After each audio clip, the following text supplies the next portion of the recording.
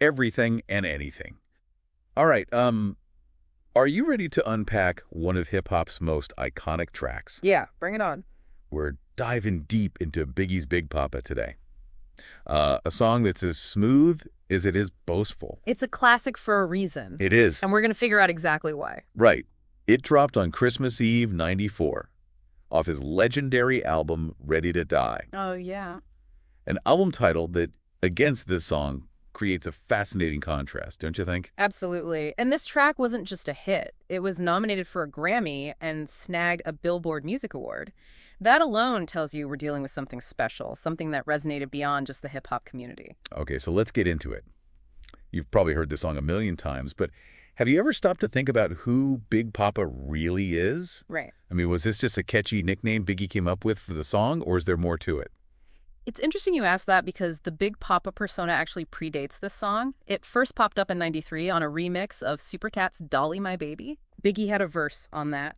And boom, Big Poppa was introduced to the world. Hold on, so by the time Big Poppa dropped, fans were already in on the joke. They knew this alter ego. Exactly. It was already part of his image, representing this confident, charming side of him that, honestly, a lot of rappers were cultivating at the time. But the song Big Poppa is what cemented it in everyone's minds. Okay, so let's talk lyrics. I mean, some of these lines are pure gold. Even if you aren't a hip-hop head, you've probably heard that iconic line, "I love it when you call me Big Poppa." Oh, that hook. Irresistible, catchy, playful. And it reinforces that persona he'd already built. But there's so much more to dig into lyrically. For sure. Like one of my favorite lines is, "I got more Mac than Craig in the bed." What's great about that is it's a shout out to his bad boy label mate, Craig Mack, but it also shows how much Biggie was rooted in a specific time and place. Yeah, this seemingly simple name drop actually tells us a lot about the hip-hop scene in the '90s. It was a time of tight-knit crews, fierce loyalty, and a shared sense of ambition. Biggie wasn't just flexing his own success. Here he was putting his whole team on. And let's not forget those lines that show Biggie's appreciation for a certain type of woman. Astronomy? Independent. Like when he says, "To the honeys getting money playing niggas like dummies," it's clear he's drawn to more than just looks. Yes. He's looking for a partner in crime, someone on his level. And remember, this was a time when hip-hop was still finding its voice in terms of how to portray women. Right. Some artists were hypersexualizing, others were more respectful. Biggie, I think, was trying to find a middle ground. Interesting. I never thought of it that way. Yeah. But I think that's what makes this song so complex, right? Yeah. It's got these layers of meaning that we're still unpacking today. Absolutely. But before we get too deep into the social commentary, we have to talk about what really makes this song a masterpiece, the sampling. Right. Using Between the Sheets by the Isley Brothers was pure genius. I agree. It elevates the song to another level. But, some people argue that by sampling a song as sensual as Between the Sheets, Biggie is actually reinforcing those potentially problematic portrayals of women. That's a valid point, but I think you have to consider the context of the time. Sampling was becoming huge in hip-hop, and artists were drawing inspiration from all kinds of genres. And sonically, that smooth, sensual vibe of the Isley Brothers track becomes the foundation for Biggie's lyrics, creating this seductive atmosphere. It's what makes Big Poppa more than just a rap song. It's a mood, a feeling. Okay, I can see that. But how do you think this song has aged? So if you've given some of the lyrics we've discussed, does it still have the same impact in 2024? That's a great question, and I think it's one we need to explore further. You got it. It's amazing how this song released decades ago continues to permeate our culture in unexpected ways. For sure. Like, think about it. Big Poppa has been featured in tons of movies, from Hardball to Superbad, and even Uncle Drew. You hear those first few notes and you're instantly transported. It's become this sonic shorthand for a certain kind of cool. This is a perfect example of how a song can transcend its original context and take on new meanings over time. It's like Big Poppa has become this cultural meme, a shorthand for a certain kind of swagger and confidence. But it's more than just a catchy tune for movie soundtracks. It's also been sampled and reinterpreted countless times by other artists. Oh, absolutely. From Omarion's "Let's Talk" to that Taco Bell Grande Papi commercial, Big Poppa is everywhere. It's almost like this song has seeped into the fabric of pop culture. It really has, and it's earned its rightful place in Rolling Stone's Top 500 Greatest Songs of All Time list. But let's get back to the music itself. I think we need to dissect how W. Biggie achieved this level of success with Big Poppa. Okay, I'm all ears. Break it down for me. Musically, it's all about the way he combines a laid-back beat with intricate wordplay. He's boasting, but there's a playful wink in his delivery. And then there's the production that slowed down Samalov between the sheets, creates this incredibly smooth, almost hypnotic vibe. I see what you're saying. It's like he took this classic soul song and flipped it into something totally new, totally hip-hop, but still retained that sensuality. Do you think that was intentional, or was it just a happy accident? I think Biggie and his producer Puff Daddy were incredibly savvy. They knew exactly what they were doing. They understood the power of sampling, of taking something familiar and twisting it into something fresh. And with Big Poppa, they created a blueprint that would be copied and reinterpreted by countless artists in the years to come. Okay, so we've talked about the lyrics, the sampling, the cultural impact, but what about the man behind the music? What can Big Poppa tell us about Biggie Smalls himself? That's where things get really interesting. You see, Big Poppa isn't just a persona. It's a window into Biggie's multifaceted personality. On the surface, it's all about swagger and seduction, right? But there's also a vulnerability there, a longing for something more. You mean like when he raps about wanting to watch a movie in the jacuzzi? Mhm. Not exactly the image of a hardcore gangster. Exactly. This line is so interesting because it subverts the stereotypical image of a gangster rapper. Biggie, while known for his tough exterior, isn't afraid to show a softer side.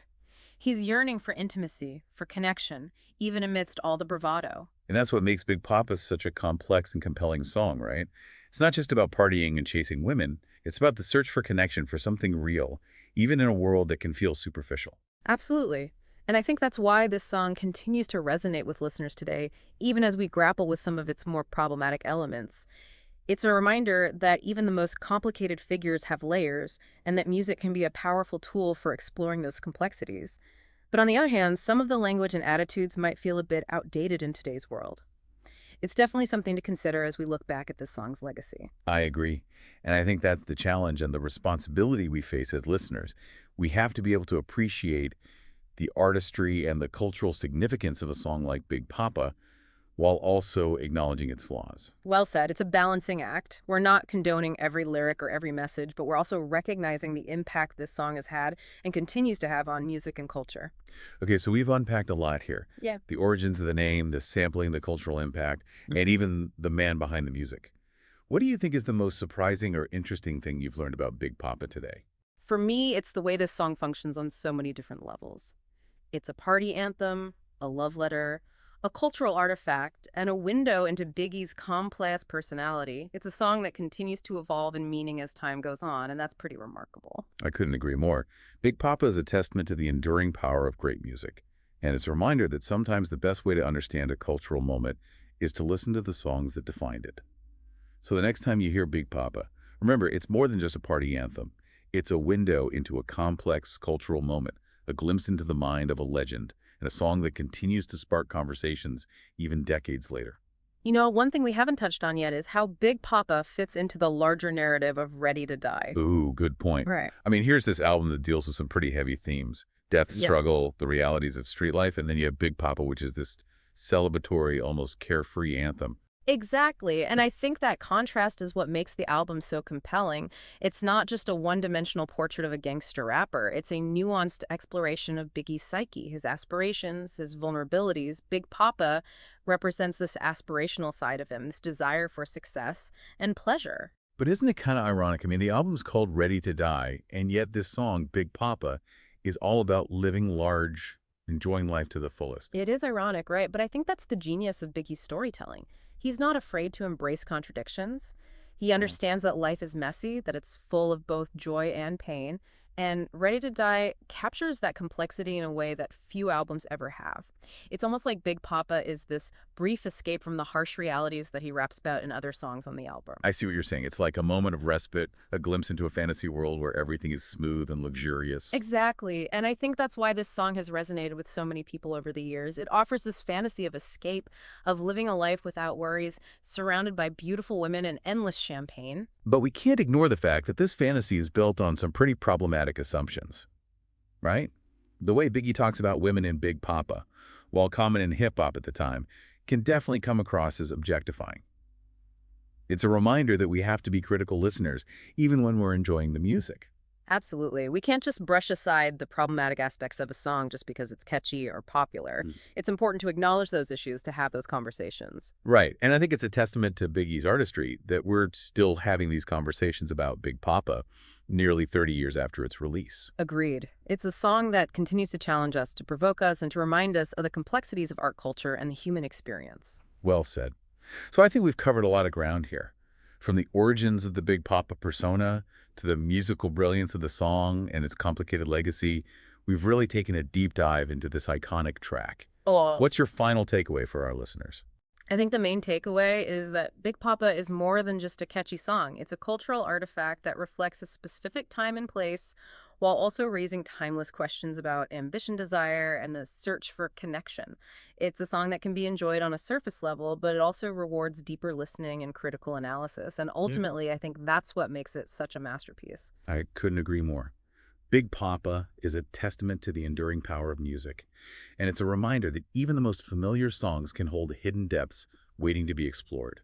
So the next time you hear those iconic opening lines, "To all the ladies in the place with style and grace," take a moment to appreciate the layers of meaning woven into this classic track. And as always, please hit the like button and subscribe to the channel. The podcast sponsor is in the description below, so go and check them out. Thanks.